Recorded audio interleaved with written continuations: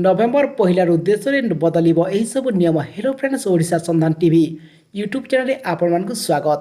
तो फ्रेंड्स, नवेम्बर पहिलारू बदलिବାକୁ ଯାଉଛି ସରକାରଙ୍କ ଅନେକ ବଡ଼ ବଡ଼ ନିୟମ, ଯାହାକି ଆପଣମାନେ ଜାଣିବା ନିହାତି ଆବଶ୍ୟକ। ତେବେ କେଉଁ ସବୁ ନିୟମ ବଦଳିବ ଏବଂ ତା ସାଙ୍ଗରେ କ'ଣ ସବୁ ମହଙ୍ଗା ହେବ ଏହି ନଭେମ୍ବର ମାସରେ, ସମ୍ପୂର୍ଣ୍ଣ ଖବର ଏହି ଭିଡ଼ିଓ ମାଧ୍ୟମରେ ଆମେ ଆପଣଙ୍କୁ ଜଣାଇଦେବୁ। ତେଣୁକରି ଆପଣମାନେ ଏହି ଭିଡ଼ିଓକୁ ଶେଷ ପର୍ଯ୍ୟନ୍ତ ଦେଖନ୍ତୁ।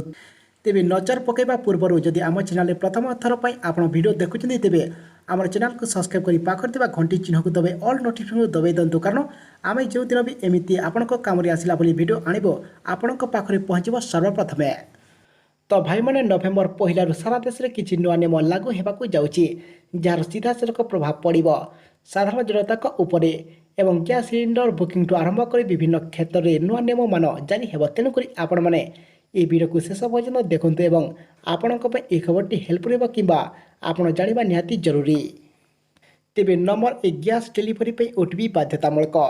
ସାରା ଦେଶରେ ନଭେମ୍ବର ପହିଲାରୁ ଗ୍ୟାସ୍ ଡେଲିଭରିକୁ ନେଇ ଏକ ନୂଆ ନିୟମ ଜାରି ହେବାକୁ ଯାଉଛି, ଯାହାଫଳରେ ଡେଲିଭରି ବୟ ଠାରୁ ଗ୍ୟାସ୍ ପାଇବାକୁ ହେଲେ ଗ୍ରାହକମାନଙ୍କୁ ଓଟିପି ନମ୍ବର ଦେଖିବାକୁ ପଡ଼ିବ ଏବଂ ଓଟିପି ନମ୍ବର ବିନା ଗ୍ରାହକମାନେ ଏଥର ଆଉ ଗ୍ୟାସ୍ ପାଇପାରିବେ ନାହିଁ।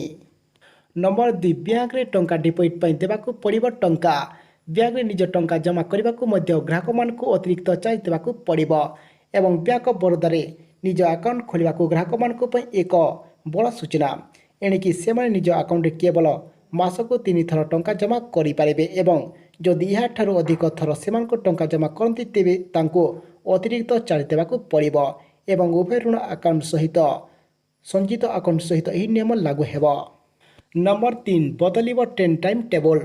ନଭେମ୍ବର ପହିଲାରୁ ସାରା ଦେଶରେ ଯାତାୟାତ କରୁଥିବା ଟ୍ରେନ୍ର ସମୟ ବଦଳିବ ଏବଂ ପୂର୍ବରୁ ପ୍ରତିବର୍ଷ ଅକ୍ଟୋବର ପହିଲାରେ ଟ୍ରେନ୍ର ସମୟ ବଦଳୁଥିଲା, ହେଲେ ଚଳିତ ବର୍ଷ ଏହା ନଭେମ୍ବର 1 ତାରିଖରୁ ବଦଳିବ ବୋଲି କୁହାଯାଇଛି ଏବଂ ସେଦିନଠାରୁ ନୂଆ ସମୟ ଅନୁସାରେ ଦେଶରେ ଟ୍ରେନ୍ ଚଳାଚଳ କରିବ ଏବଂ ଇଣ୍ଡିଆନ୍ ଗ୍ୟାସ୍ର ବୁକିଂ ନମ୍ବର ବଦଳିବ।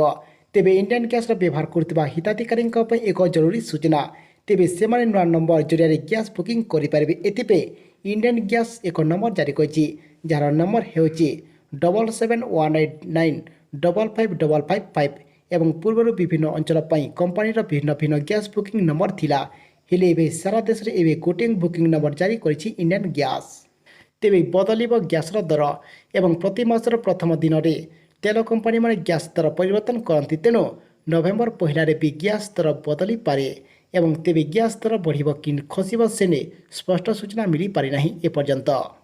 ଏବଂ ତା ସହିତ ମହାମାରୀକୁ ଦୃଷ୍ଟିରେ ରଖି ନଭେମ୍ବର 30 ତାରିଖ ଯାଏ ଅନ୍ତର୍ଜାତୀୟ ବିମାନ ଉଡ଼ାଣ ଉପରେ କଟକଣା ଲଗାଇଛନ୍ତି DGCA ଏବଂ ଏହା ପୂର୍ବରୁ DGCA ପକ୍ଷରୁ ଅକ୍ଟୋବର 30 ତାରିଖ ଯାଏଁ ଏହି ଅନ୍ତର୍ଜାତୀୟ ବିମାନ ଉଡ଼ାଣ ଉପରେ ପ୍ରତିବନ୍ଧକ ଲଗାଯାଇଥିଲା।